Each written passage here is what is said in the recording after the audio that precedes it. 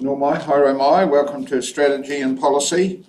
Nicole's in and out. He's attending a social function for someone who's leaving. They're both away at the moment, meeting someone in the Right, Lyndall as well. However, it is of the hour, so we will commence.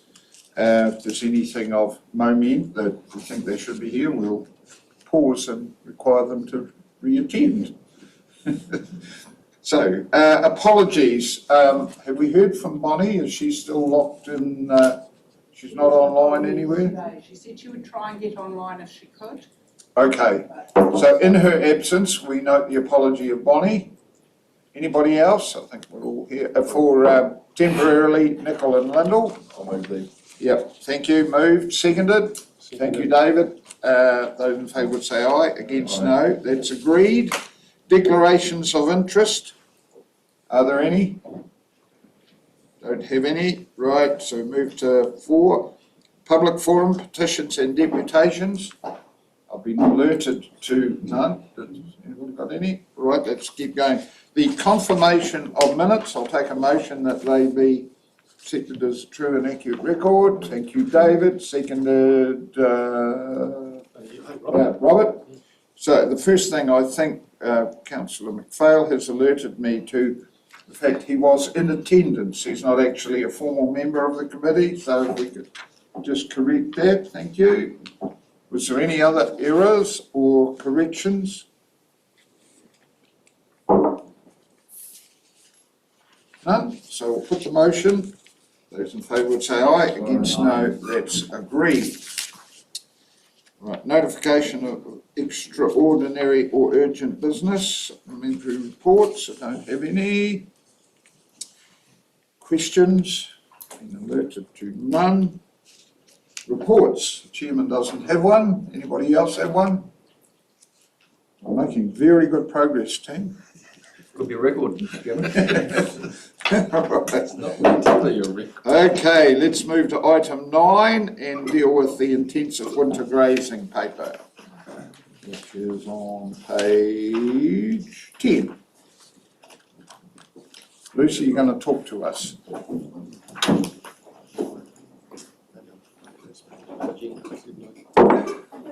Kia ora. Thank you so much. I'm taking the paper as read, and it was really just to provide you all with an update of some of the stuff that we've been doing in this space since March. As you'll see, there's been a huge swag of work been going on, and you'll all be aware of the Southland Advisory Group recommendations that we tabled with ministers before Christmas. So in March, we got the response from the ministers relating to those recommendations, and we kicked into gear in terms of meeting those new or slightly newly articulated expectations from the minister. So some of that's included within the current situation section of the report. There's been a release of the intensive winter grazing module, which was a key recommendation that the SAG group made. We've also increased the number of flights that we've been doing and joined up more closely with partners such as Dairy NZ in order to do follow-ups. Lots of out in the community and proactive communication. One of the things I wanted to flag was the pilot of the decision-making tool which we've launched.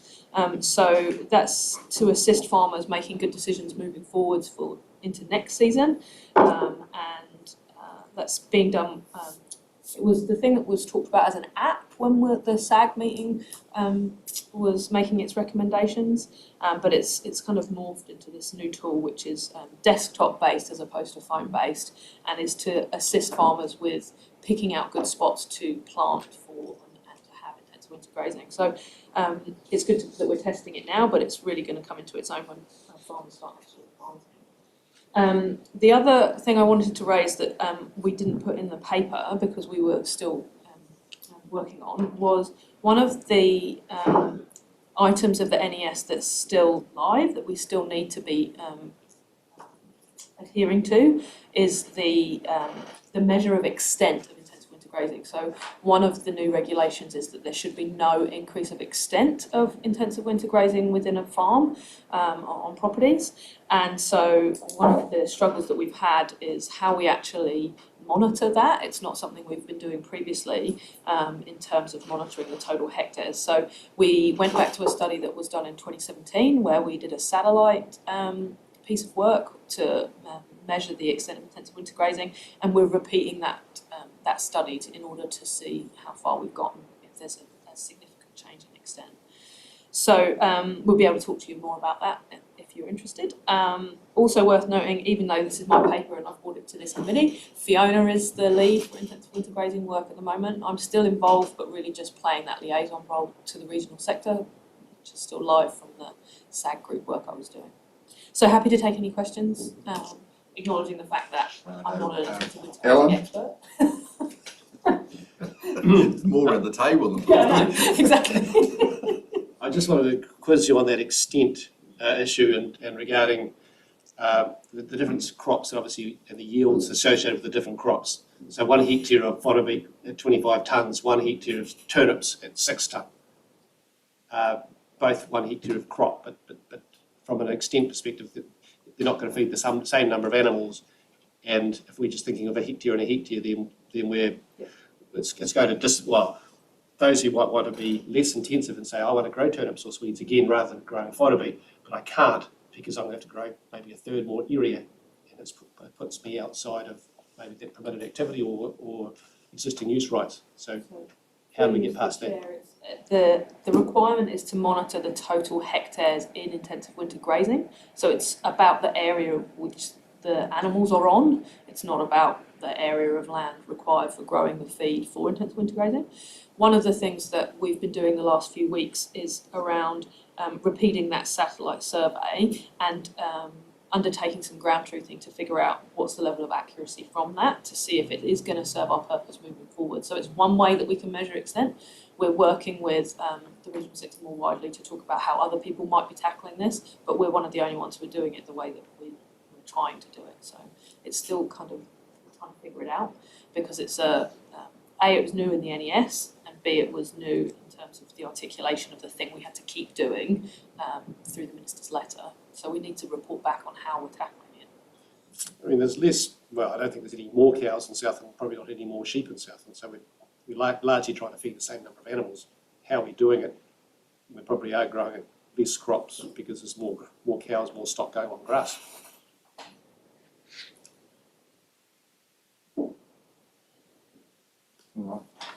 Right, okay, Peter. Yeah, thanks, Mr. Chairman. So, do you think we'll get a good steer if there has been large-scale, what you call pre-regulation behaviour on this body of work? We'll be able to see if there's has been an increase in extent in theory. We should be able to see if there's new areas that are now being used for intensive winter grazing that weren't being used when the satellite imagery was taken back in 2017. It won't be connected, or we won't get the level of detail around the good monitoring we obviously get from our flights. So the cultivation flights and the monitoring flights give us way more information down to a higher resolution. But the idea of using the satellite imagery is that it's quite cheap and it will give us a good kind of baseline, which is the focus of this year and reporting to the minister is about the baseline. How are we going to be continuing to monitor these new things? So.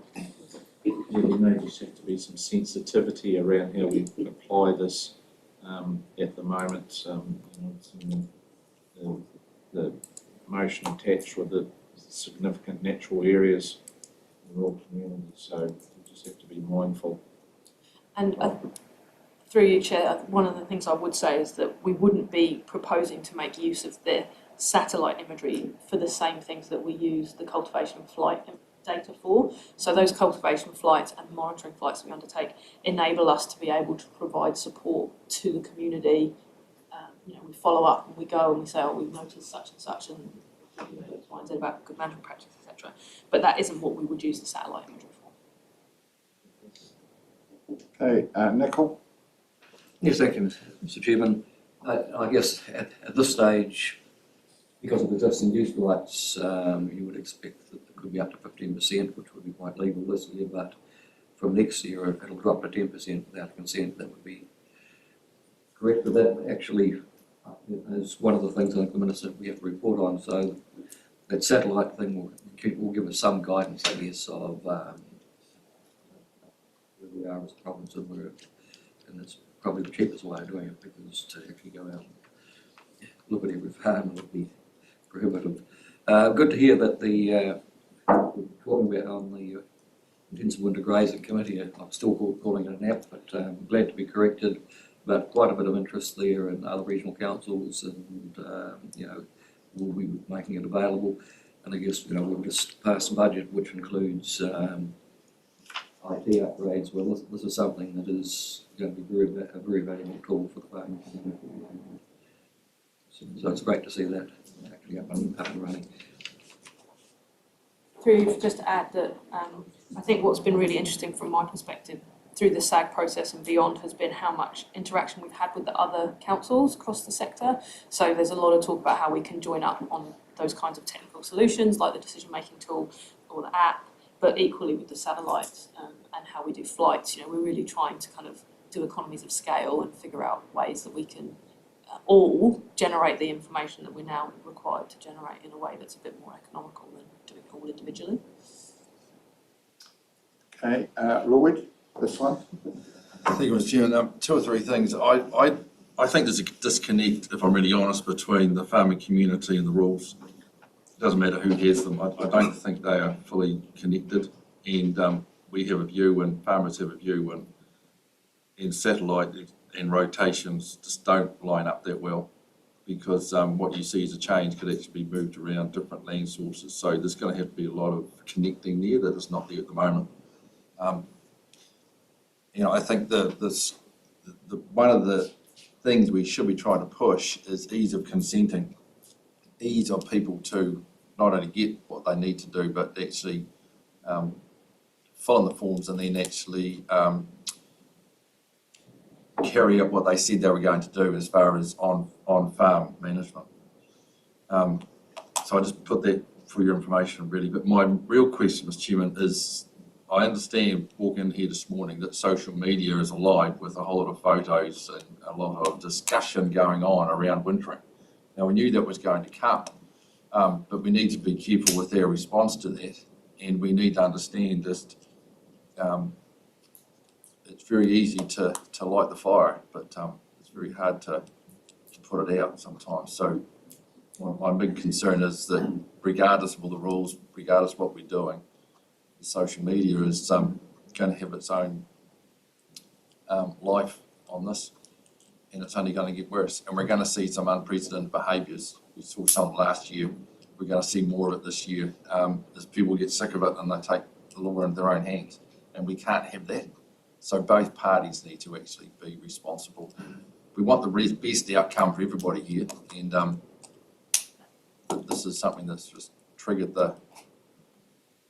for a political gain on both sides, really. So if I might just, do you, Chair, respond to the first part of that? And I don't profess to have any expertise on social media stuff. Oh look, Adrian's right there. So if we need Adrian to answer some of that, that's fine. But the first part around the ease of consenting is another thing that the sector's been working on together. So we've already got draft conditions and consenting forms ready to go, which we've done in combination with ORC and with others. And the second part of that is the decision-making tool is directly connected to the consenting requirements. So they'll be able to, on their farm, highlight where they intend to put intensive winter grazing, and it will tell them if that will require a consent or not, and then take them through into the website to where they'd actually need to do the consenting. So that ease of consenting is a really crucial part of the work that we've been doing jointly with the sector. To make it easy, regardless of if your farms cross over boundaries or if you farm in Otago or here or other places too, horizons. So on the social media front, Adrian, did you want to say anything in response to that, or did you just make note of? Very aware. All right, we're up to Jeremy. Just not a caution or anything, in regards to there are systems changing at the moment, and I know we're doing it at home. We're specifically looking at fodder beet, using fodder beet as an autumn feed finishing cattle, mainly because we have issues with space at the freezing works. It's absolutely dire, and it's pushing animals into the winter that we wouldn't normally carry. So we're actually effectively going to be grazing March and April on winter crop. So which then we can actually sow down, put in the oak catch crops before winter. So it's actually environmentally quite a good idea. But those crops, and it's how to decipher, okay, what's been used for winter and what's been used for autumn, summer crops as well, turnips and things like that. So it's going to be very important. And then I know a lot of farmers are looking at this system because there's processing issues with labour and all these things. So the farmers are trying to work, and also from my point of view, I'm working with rules too, knowing the rules that if I can graze in March, April, it doesn't become a winter crop, so I can put more area in. So sort of, but it also allows me to put a crop in before, so it isn't winter crop as such. So just to understand what's going on too on farming systems. Just if you think some farmers, well, they've increased their area, they don't understand when it's been utilised and when it's been, so it might not fall into intense winter grazing. There is certainly still a lack of knowledge, and I just quickly had a meeting with Pāmu around the environmental reference group of understanding southern farms, wintering and things like that. There was a complete lack of knowledge of the situations from certain farmers in the North Island indicating just stop it. How long has it been going on for? We graze all the animals off in big grazing farms. These were statements, and I couldn't believe I was hearing these were Waikato farmers trying to say this is what southern farming is doing, and I had to inform them politely that that wasn't correct. So that comms, that understanding of our situation, and that's reason it's so important to get out there. I'm not saying that they weren't agreeing with me, but it's just actually they didn't know the systems. They were making assumptions. So I just want to put that out there too. Do you want a response from that, or you just? No, I'm just sharing there the are love. system That's changes cool. going on. Just making a point that what's going on, why David? we have these problems. Thanks, Mr. Chairman. Just along the lines where the law's coming from, it is consent.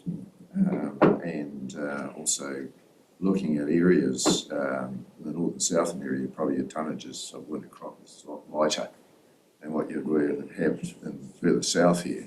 So really, we may be in a position up here where we may have to go for outside the 10% to get a consent, and that needs to be considered because, I mean, I can look at my crops this year and they're probably half of what they are because of the dry we had in the autumn. So we're in that position. So I think that's something that we need to take on board. And, you know, you've got to realise that those lighter crops also don't have the same effect. The animals go across those crops reasonably quickly, so they don't have quite the same effect too. So I think that's something, the ease of consent is pretty important. And whether you can pick that up through a final environmental plan, I don't know.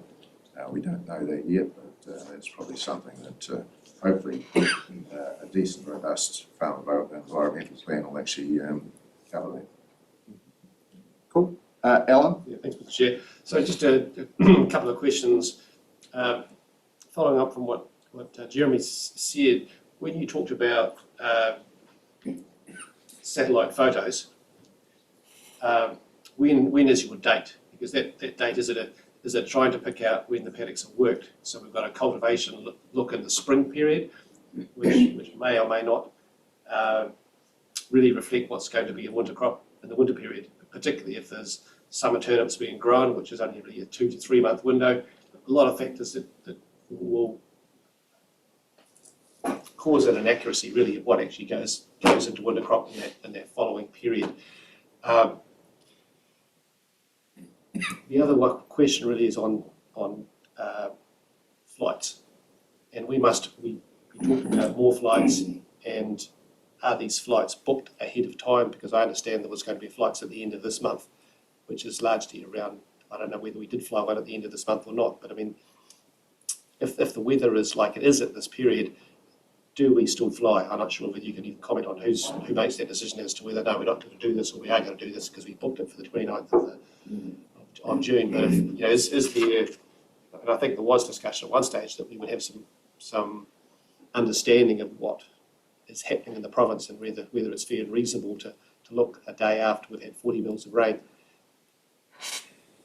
understanding also, just because Invercargill had 40 mils of rain, doesn't necessarily mean Te Anau had 40 mils of rain, and vice versa. On a day that nothing came here, they could have had 40 or 60 mils of rain. So there's a lot of things we've got to be cognizant of when it comes to putting a plane in the air and taking photos and being fair and reasonable to the farmers who farm in those areas. And a final point, just really following on from what Jeremy also mentioned, the Federated Farmers Dairy Executive came to Southland last week because there's a lot of, I guess, lack of awareness as to what is winter grazing in Southland. It's has a lot of media coverage, but there's a lot of unknown or uncertainty as to what it exists. And so the various provinces put an executive down and they had a tour around the southern part of Southland and then into barns inside. And I think so they've had a look at grazing outside and grazing inside. So there's, I guess, an attempt to try and widen the awareness of what actually Southland winter grazing is about. Yeah, I don't know if we answered those questions now. Taking notes? Very good. Okay. Back to Nicole. Thank you, Mr. Chairman. I was going to get a response, but surely. I can answer those questions if Right, you okay. So the first one around dates for satellite imagery, I don't know exactly the date where the 2017 one was done, but the intention was we moved fast to get it done in this winter so that we've got a comparison. And it's to, as I was saying before, about land that is being used for actual grazing as opposed to growing, and so it's that we've been ground truthing to see if the satellite imagery that we've got relates to what's actually on the ground in terms of paddocks being grazed. So I've made the note though in terms of the dates are important given what you were saying. On the flight matter, we've done 2 already. That was in May. We did 2 more, and the land sustainability team have been out doing follow-ups, and there's obviously been just two compliance visits, and that was in May. And we're working with Dairy NZ and others to fill the planes so that we're making the most use of it we can. We were due to fly last week, but due to the weather that got postponed until this week. Dairy NZ again were offered one of the seats, and if they didn't want to take that option up, that we were offering it to Southland District Council because they were keen to do some aerial views of something else. So again, we're just trying to maximise efficiency.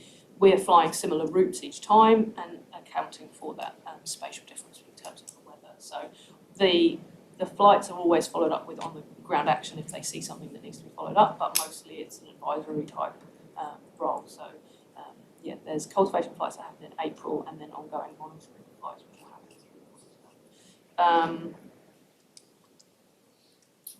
And I took notes about the third point that you were relating to the information. Okay, thank you. Nicole? Yeah, thank you, Mr. Chairman, and I'm glad to hear we're probably looking at winter satellite imagery.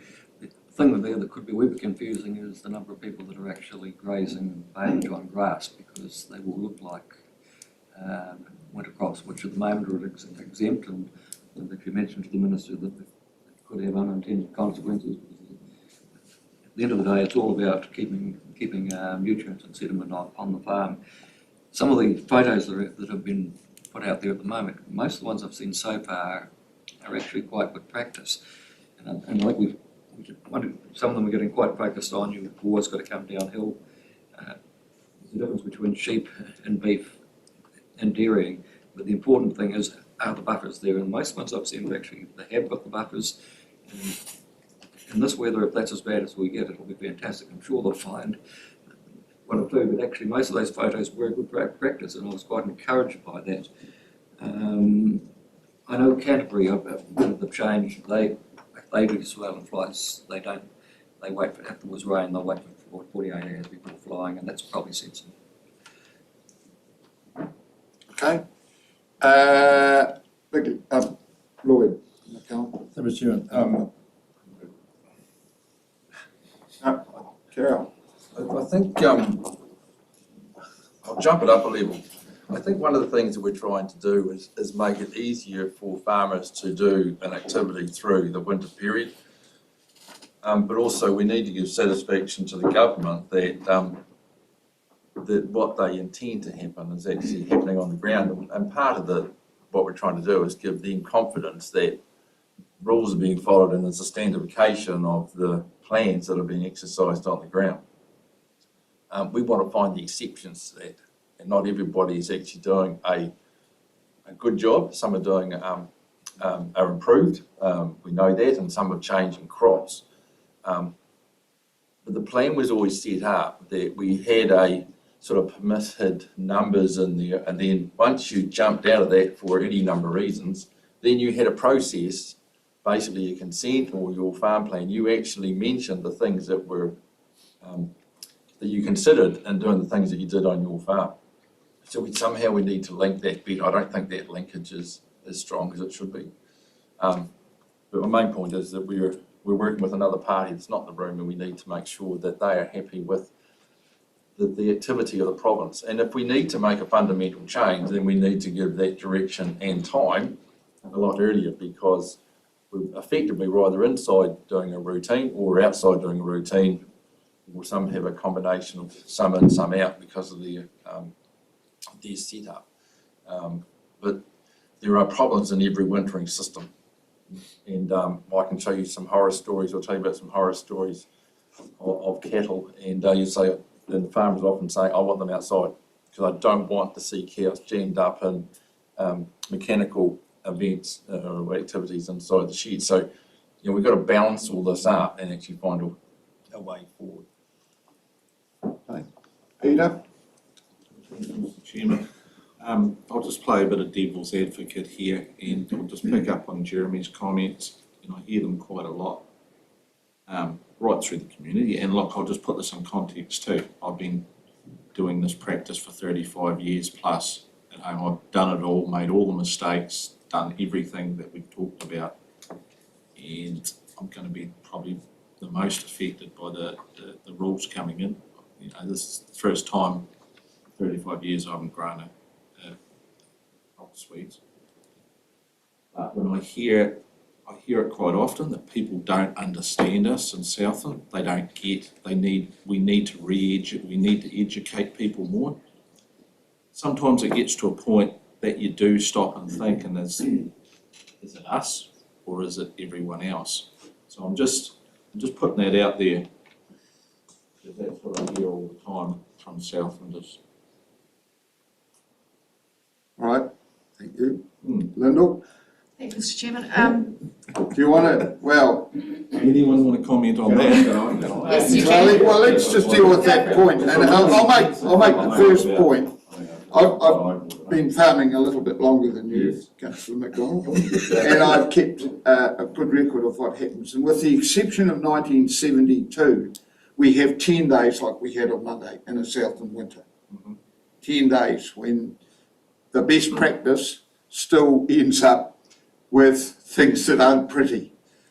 1972, 13 Southland farmers committed suicide, and it was probably 40 days like that.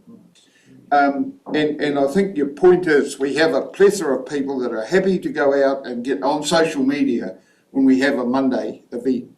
And I'm not sure how we handle that, but that's the reality of farming in Southland. And it's been like that for a long time.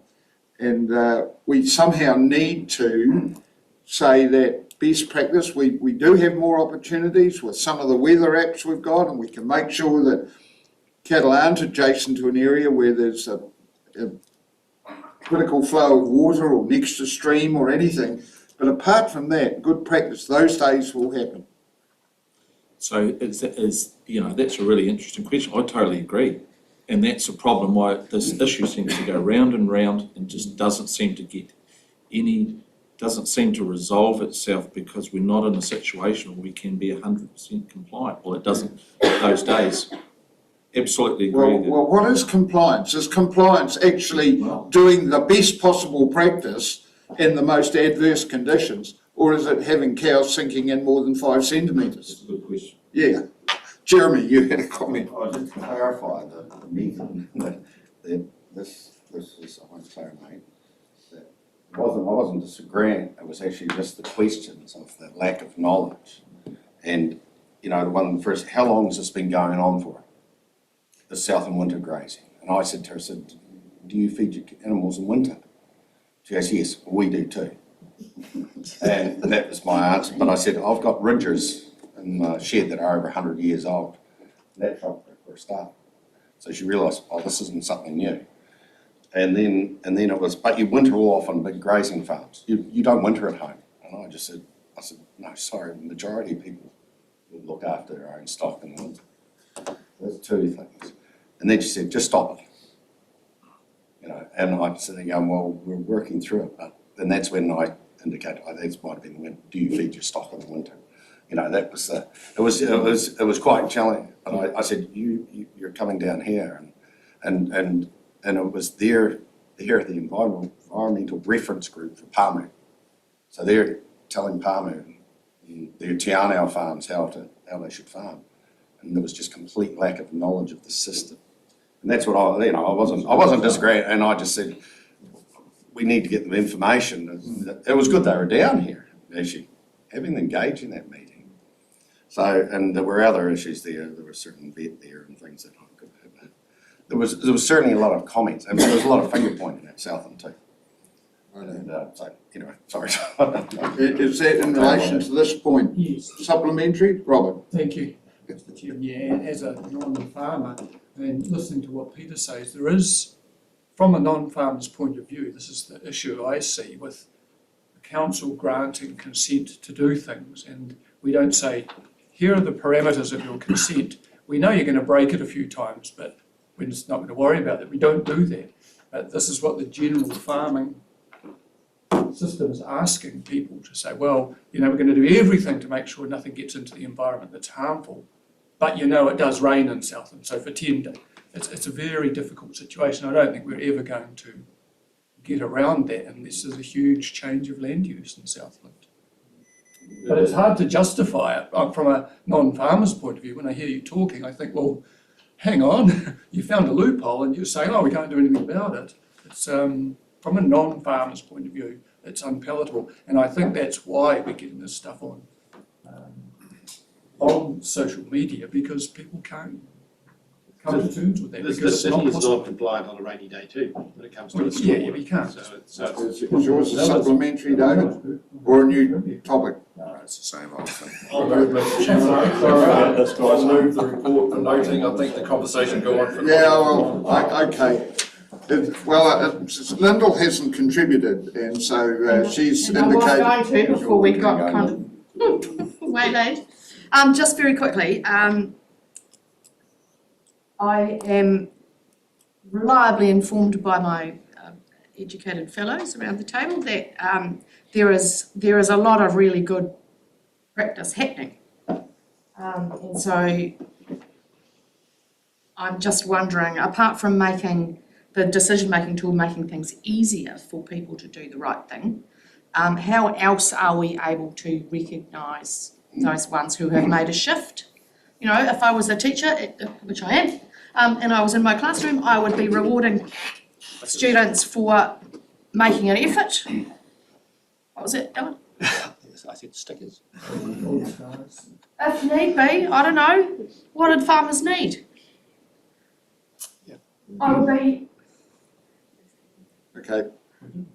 Point made. Lloyd, we haven't heard from you. Yeah, no, it was just, it's on, sort of on the winter grazing thing.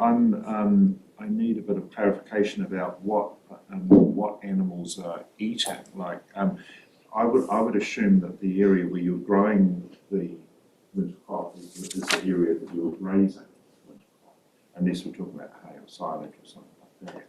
Or is there any anywhere where people are growing fodder crop and then harvesting that and then feeding it to the animals, like Swedes or chow or something? Yeah, like that? there's everything happening. So there's a variety of things, and some of that is happening. Yeah, can somebody sort of fill me in who sort of knows about? If you've got a wintering barn, Yeah. you'll have mostly a grass-based feeding system, but some will put fodder beet. You can lift fodder beet and feed fodder beet in the shed. There is a trade of harvested fodder beet and harvested sweets and harvested sugar beet. Yeah. There is a trade of that going on out there, and it's not big, but it does occur. All right. I'll just make a comment, Mr. Chairman. Yeah, I do that. I can have a chat to you later. Yeah. All right. I think we're getting into a bit of duplication. We have mover for the, note the report over here, seconded Nicol. No further discussion, I'll put the motion, those in favour would say aye, against no, that's agreed. Item 2, Policy and Planning Division. Lucy, talk to us. Thank you, Chair. So much for this frequent meeting, Mr. Chair. So first up, I need to acknowledge the fact that I think I might have jinxed us because I put in the action ahead that I would have completed mediation by the time that we were getting together today, and that hasn't happened. So due to the weather last week, the fog meant that the Commissioner couldn't get down, and not just the Commissioner but a whole raft of others couldn't get down as scheduled on Monday.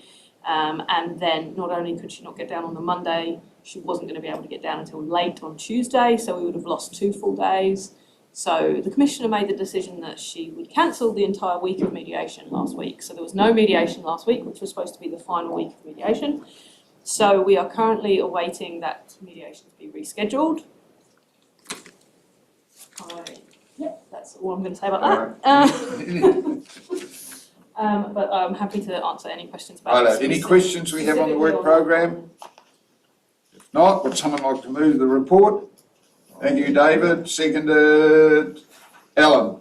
Put the motion, those in favour say aye, against no, that's agreed. We've had a light agenda today. Lucy, would you just like to give us a wee sketch of what's coming forward so that councillors will know that there is a work programme I'm of... going to grab my phone. Yeah, right, it's on your phone, right.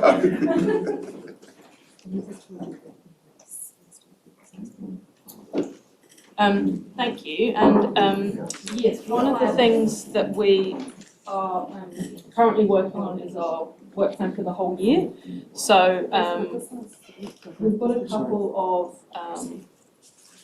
I'm sorry, Jim was just asking a question as to whether this is actually on the agenda. No, it's not on the In which agenda. case we probably need to close the. Well, okay, so because it's not on the agenda, I've extended what we're doing.